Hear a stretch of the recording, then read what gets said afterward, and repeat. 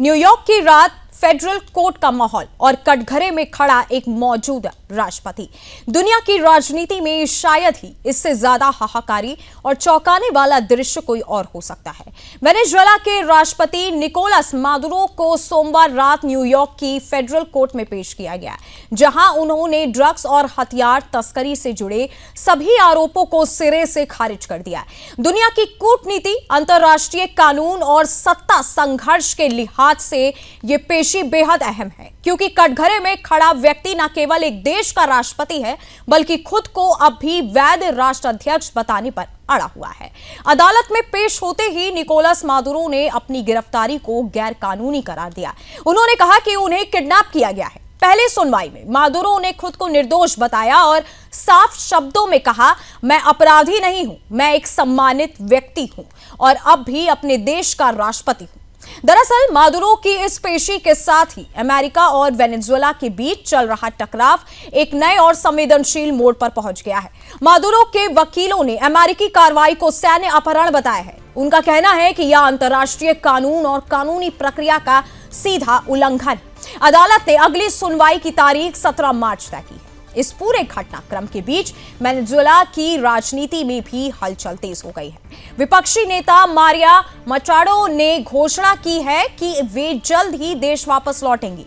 मचाडो का दावा है कि अंतरिम राष्ट्रपति डेल्सी रोड्रिग्स को वेनेजुएला को जनता का समर्थन नहीं है और देश की जनता विपक्ष के साथ खड़ी हुई है। वास्तव में अदालत में पेशी के दौरान एक और तस्वीर सामने आई, जिसने पूरी दुनिया का ध्यान खींचा। मादुरो की पत्नी सीलिया फ्लोरेज भी कोर्ट में पेश हुई। उनके चेहरे पर चोट के निशान थे और पट्टी बंधी हुई थी। उन्होंने खुद को वेनेजुएला की प्रथम महिला बताया और अपने खिलाफ लगे सभी आरोपों से इनकार किया। अदालती दस्तावेजों के मुताबिक मादुरो और उनके सहयोगियों पर नशा तस्करों और आतंकी गिरोह के साथ मिलकर अमेरिका में कोकीन पहुंचाने की साजिश रचने का आरोप है। मादुरो पर मशीन गन रखने का भी आरोप लगाया गया है, जिसके लिए लंबी सजा हो सकती है। चार्जशीट में जिन नामों का जिक्र है, उनमें मादुरो के बेटे निकोलस मादुरो गोयरा है, वेनेजुएला के गृह मंत्री डियोस्डाडो कोबेलो और कुख्यात गैंग ट्रेन दे अरागुआ के सरगना हेक्टर गुरेरो फ्लोरेज शामिल है। अमेरिका इस गैंग को विदेशी आतंकी संगठन मानता है। सुनवाई के दौरान मादुरो के पैरों में बेड़ियां लगी हुई थी। वो और उनकी पत्नी एक ही मेज पर बैठे थे। दोनों ने हेडफोन लगाए थे ताकि अदालत में कही जा रही बातों को अपनी भाषा में समझ सके। जज ने अदालत में दोनों के खिलाफ लगाए गए आरोपों को विस्तार से पढ़कर सुना। इससे पहले मादुरो को हेलीकॉप्टर के जरिए अदालत के पास बने हेलीपैड पर भी लाया गया। हेलीकॉप्टर से उतरते ही उन्हें तुरंत एक वैन में बैठाया गया और कड़ी सुरक्षा के बीच सीधे अदालत ले जाया गया। मादुरो की पेशी के दौरान अदालत के बाहर भी जबरदस्त तनाव देखने को मिला। सैकड़ों लोग जमा हो गए। एक तरफ अमेरिका की कार्रवाई के खिलाफ प्रदर्शन हो रहा था, तो दूसरी तरफ मादुरो विरोधी लोग उनके खिलाफ नारेबाजी कर रहे थे। सुनवाई खत्म होने के बाद जब मादुरो बाहर निकलने लगे, तो गैलरी में बैठे एक व्यक्ति ने उनसे कहा कि उन्हें अपने अपराधों की कीमत चुकानी पड़ेगी। इस पर मादुरो ने पलटकर जवाब दिया कि वह अपनी आजादी हासिल करेंगे। इसी बीच वेनेजुएला की राजधानी कराकस में भी सोमवार शाम हालात और ज्यादा तनावपूर्ण हो गए। अचानक गोलियों और एंटी एयरक्राफ्ट फायरिंग की आवाजें सुनाई दी। रिपोर्ट्स के मुताबिक एक वीडियो में कराकस के आसमान में एंटी एयरक्राफ्ट गन फायरिंग करते दिखाई दी, जबकि दूसरी वीडियो में गोलियों की आवाजें सुनी जा सकती है। बताया गया कि राजधानी में तैनात अलग अलग सुरक्षा इकाइयों के बीच भ्रम और गलतफहमी के चलते ये स्थिति बनी।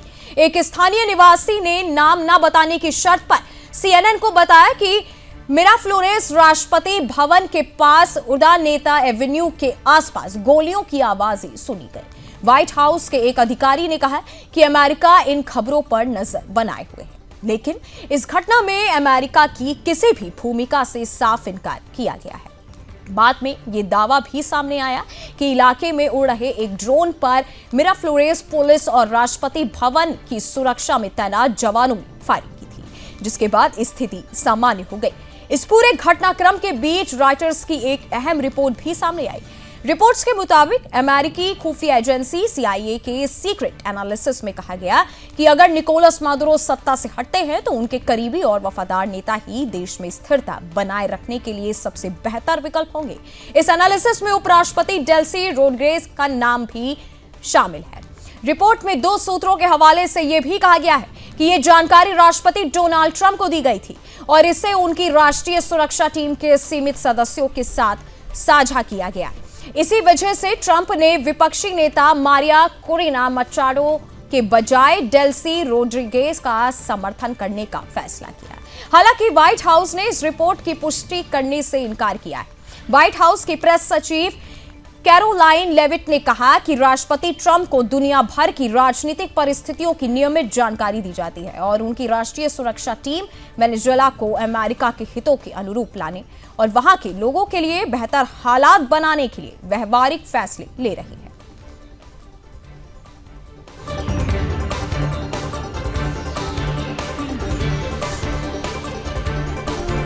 अब बढ़ते अगली खबर की ओर।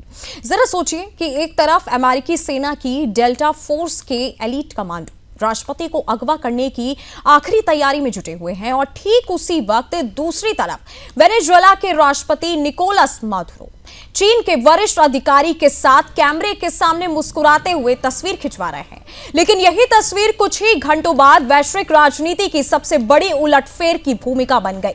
ये कोई फिल्मी कहानी नहीं है, ये वही पल है जहां सत्ता, सैन्य ताकत और वैश्विक कूटनीति आमने सामने आ खड़ी हुई और दुनिया को एक नया संदेश दे गई। राष्ट्रपति निकोलस मादुरो उस वक्त चीन के लैटिन अमेरिका मामलों के वरिष्ठ अधिकारी केओ शियाओची से मुलाकात कर रहे थे। बातचीत के दौरान मादुरो ने कहा कि चीन के राष्ट्रपति शी जिनपिंग उनके लिए एक बड़े भाई की तरह है। ये बयान वेनेजुएला और चीन की गहराती नजदीकी को साफ तौर पर दिखाता है, लेकिन इसे मुलाकात के कुछ ही घंटों बाद हालात पूरी तरह से बदल गए। अमेरिकी सेना ने एक गुप्त ऑपरेशन के तहत मादुरो को उनके बेडरूम में खींचकर अपने देश पहुंचा दिया।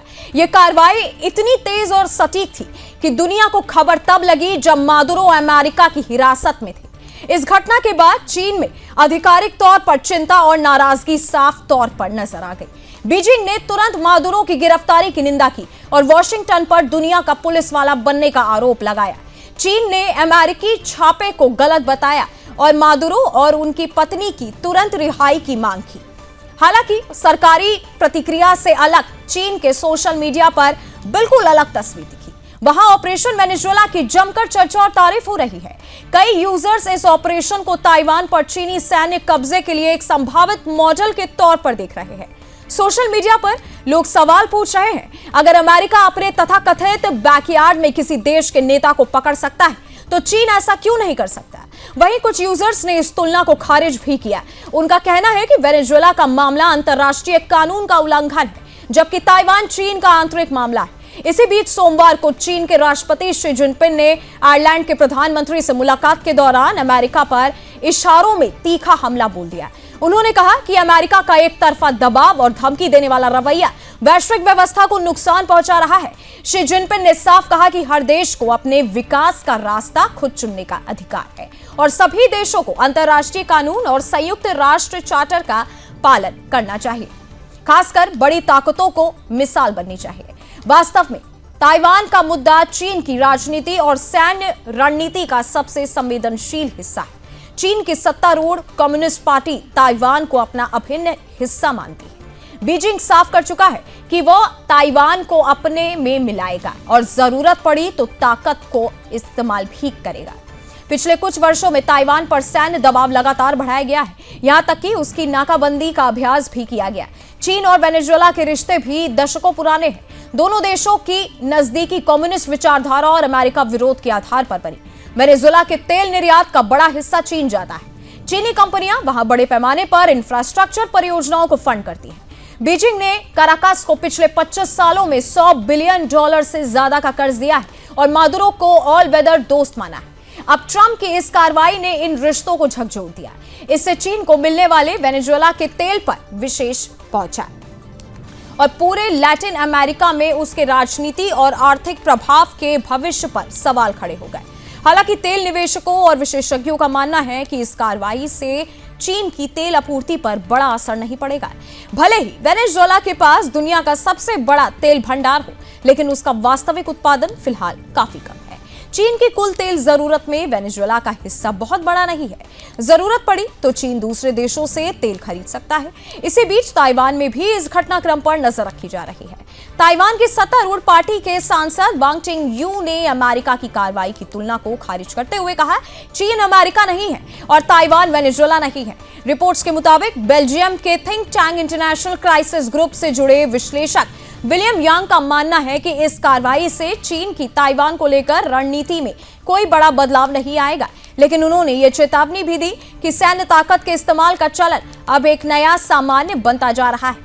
यांग ने कहा, ताइवान के लिए सबक साफ है, अपनी रक्षा क्षमता और रोकथाम की ताकत को और मजबूत करना होगा, क्योंकि भले ही चीन की सेना बड़ी हो, लेकिन ताइवान को अमेरिका का समर्थन भी प्राप्त है और यही ताइवान स्टेट में संतुलन बनाए रखने की सबसे बड़ी वजह है।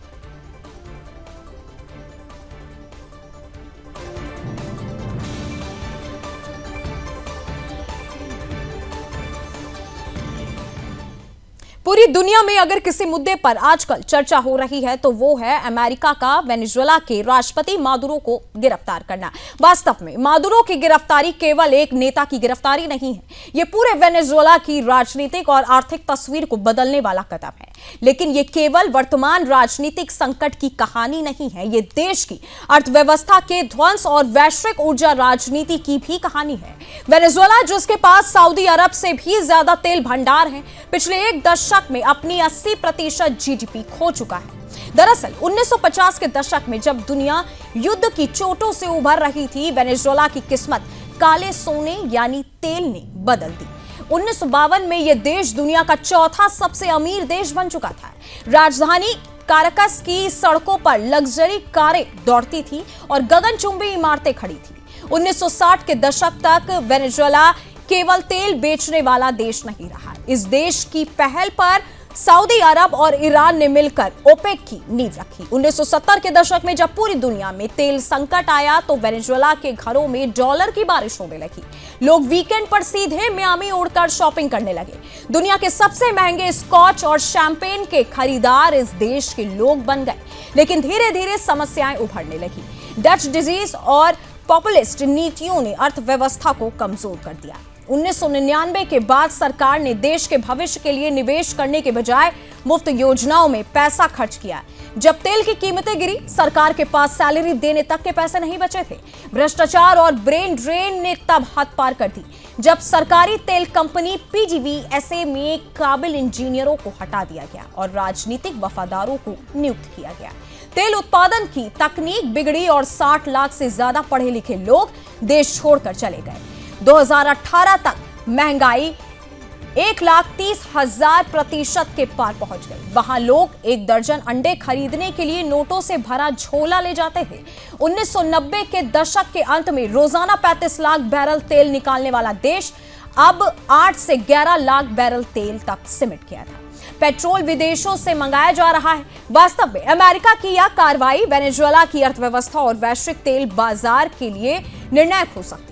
ट्रंप सरकार का दावा है कि अमेरिकी तेल कंपनियां अब अरबों डॉलर निवेश करेंगी और टूटी हुई इंफ्रास्ट्रक्चर को दुरुस्त करेंगी। अगर वहां अमेरिका समर्थित स्थिर सरकार बनती है तो प्रतिबंध हटेंगे और वेनेजुएला का तेल ग्लोबल मार्केट में लौटेगा।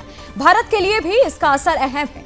भारत अपनी जरूरत का 85% तेल आयात करता है। अमेरिका समर्थित व्यवस्था आने के बाद भारत वेनेजुएला से भारी डिस्काउंट पर तेल खरीद सकता है। रिलायंस इंडस्ट्रीज की रिफाइनरी वेनेजुएला के भारी तेल को साफ करने में दुनिया में बेस्ट मानी जाती है। ओएनजीसी और रिलायंस का अटका हुआ पैसा और बिजनेस भी अब वापस शुरू होने की उम्मीद है।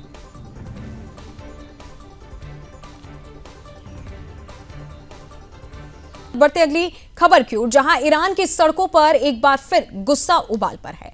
सरकार विरोधी नारे गूंज रहे हैं और सबसे अहम बात यह कि प्रदर्शनकारी अब खुले तौर पर ईरान के supreme leader Ayatollah Ali Khamenei के निशाने पर ले रहे हैं। दरअसल ये विरोध ऐसे वक्त पर तेज हो रहा है जब अंतर्राष्ट्रीय दबाव लगातार बढ़ रहा है और अमेरिका की हालिया कार्रवाई ने तेहरान की बेचैनी और बढ़ा दी है।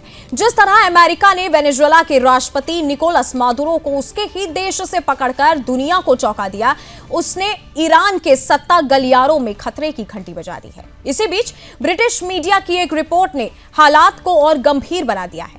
द टाइम्स के मुताबिक अगर ईरान में हालात पूरी तरह बेकाबू होते हैं या फिर सुरक्षा बलों में फूट पड़ती है तो 86 वर्षीय supreme leader Ayatollah Ali Khamenei देश छोड़ने की तैयारी कर चुका है। रिपोर्ट में दावा किया गया है कि खामेनेई रूस की राजधानी मॉस्को भाग सकते हैं। बताया गया है कि संभावित पलायन की योजना बेहद सीमित दायरे में तैयार की गई है। अगर सेना सरकार विरोधी प्रदर्शनों को काबू में नहीं कर पाती तो खामेनेई अपने करीब 20 सबसे भरोसेमंद सहयोगियों और परिवार के सदस्यों के साथ देश छोड़ सकते हैं।